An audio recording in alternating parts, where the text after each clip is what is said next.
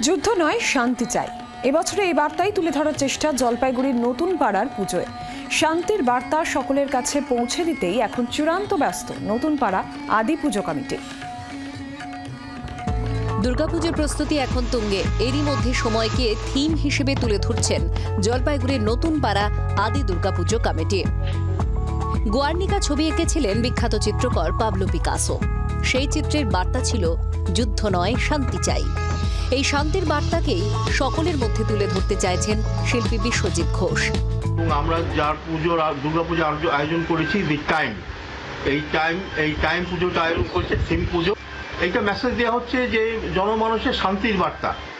হ্যাঁ, আজকে যে বাতাবরণে আমাদের যে আমরা অশান্তি ভোগ করছি, নানান দিকে চারিদিকে গণ্ডগোল, সেটার থেকে সেই থিম থেকে আমরা দিতে চাই যে মানুষকে শান্তি, যে সবাই থাকুক, শান্তির বার্তা দিয়ে আমরা সেই আয়োজনটা করেছি পুজোর।